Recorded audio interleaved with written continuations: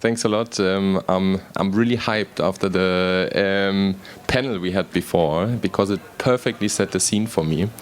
Before the presentation actually is up, I have one question. Because what we're seeing in that space, especially Web3 carbon space, is that there's like so many things going on. Like you have so many protocols, and we saw a lot of the people here, like Regenerative, KlimaDAO, Toucan, Open Forest Protocol, and they're creating really great infrastructure, and I think it's really needed, but it also makes this market really, really fragmented. And I think we've been there before, especially in the crypto space. I mean, in the beginning of crypto, there were so many different cryptocurrencies. I think in 2015, there were already like, I don't know, 2,500 different cryptocurrencies. And it was insanely fragmented until Coinbase actually came. And Coinbase made this market homogeneous, brought it together and make it really to access. And I think we're always talking about so many things, we saw that in the panel, but is it really accessible by someone? Like who did any kind of trade with Klima or NCT on Toucan, who ever interacted with these protocols? Okay, a couple of people. But how many people did actually hold only the project, the underlying project, not something which is like bring it together? How many people actually hold the project itself? It's no one. But the actual target group of carbon markets, corporates, they would never, ever, and this is my thesis, touch a basket of a lot of credits, because then they would have to make risk assessment audits of all the projects underlying this basket. So it's almost impossible to buy the product which we plan to bring to the to the target group of carbon markets. So this whole market is like so fragmented. It's still really opaque, even though like we have KlimaDAO, we can go into the details. There's also NCT, but no one really knows what kind of projects underlying. I mean, probably 0.001% knows it, but the rest really doesn't know what the projects actually are doing underneath it.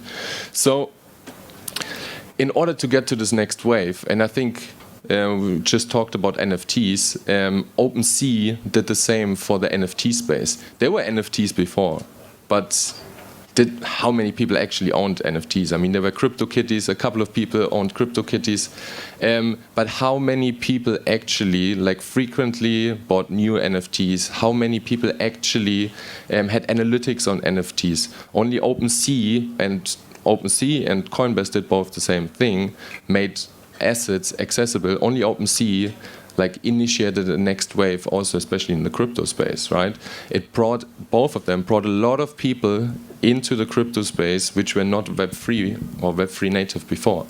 And we're doing the same with Senken. So we bring together all the different protocols, all the infrastructures which are happening in the carbon market, like Region Network, Toucan, Flow Carbon, Open Forest Protocol, and all the other protocols which are coming out together in one interface.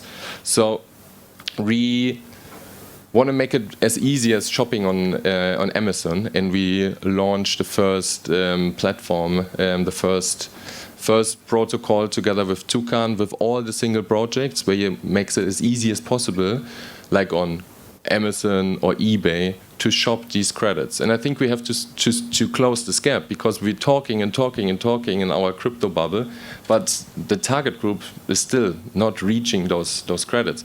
And if this is one of our biggest tools about fighting climate change, it will never scale. It will never scale. There's no access. It's still so transparent that intransparent that also institutional investors will not go into it. So what we did now in the first place with Toucan, doing it with Flow Carbon next month, and already in works with OFP and Region Network, we basically aggregate all the projects which are underlying in one platform, where you can search, you can filter. For instance, you can say, I don't know, I want to have a forestation project from 2017, and it needs to have a Vera certification, and then it shows across chain, across registries, all the credits which are there, and then makes it really easy to buy them. And you need to solve two things. You need to solve the payment problem, because corporates, and I've been was leading the blockchain department for Ernst & Young before. Like, I had my slide deck in 2017. I said, like, in 3 years, every corporate will have a wallet. But 5 years later, we know it's not the case. So we need to solve payment and the wallet problem. So these are the two things, and we did do this. So you can pay with credit card, and you can log in with your email address with magic.link or Thoros wallet, where it automatically creates a wallet behind your email address.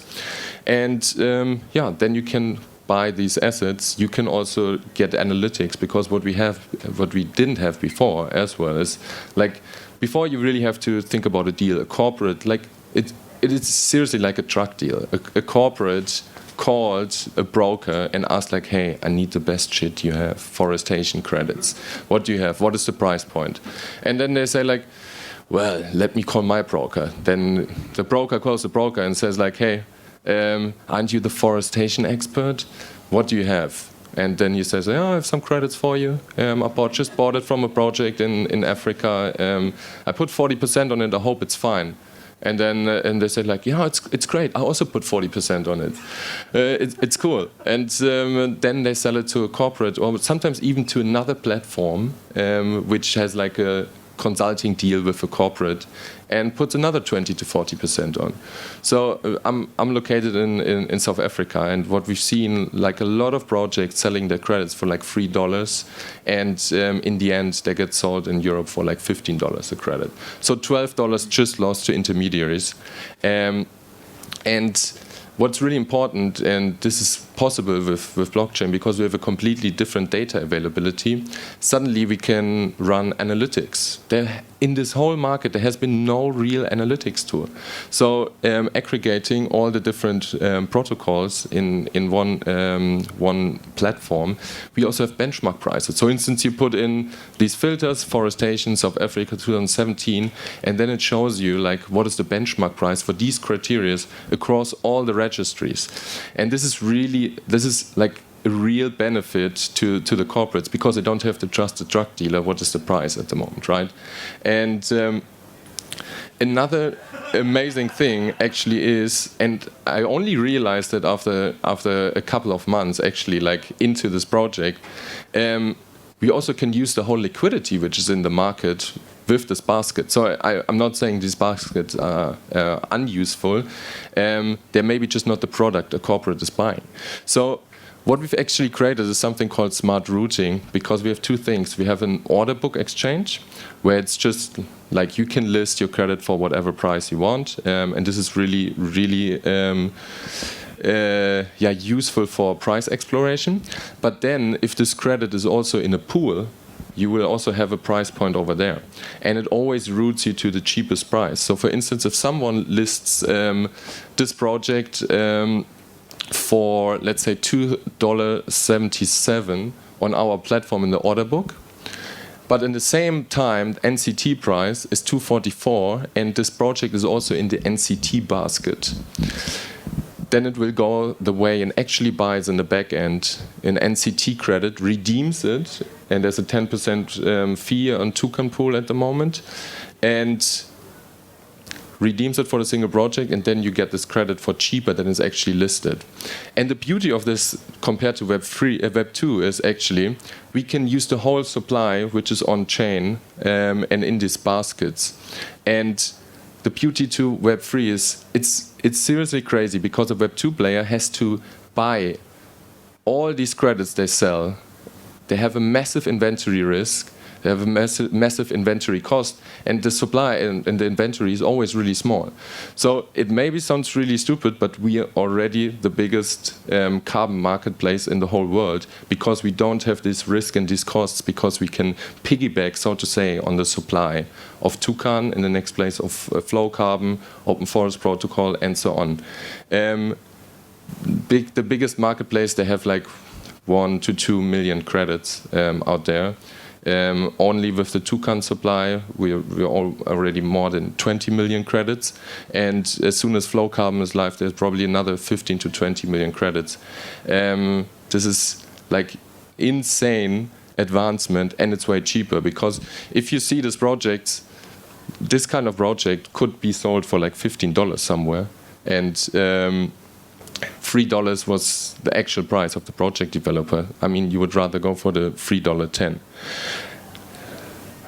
So, what does this lead to in the end? We just want to make it as easy as possible to funnel as much as possible capital to all projects around the world. And I think what we've seen so far is like we got a lot of liquidity, but we also need to account for like single projects, all the sustainable development goals, co-benefits like biodiversity and so on going in.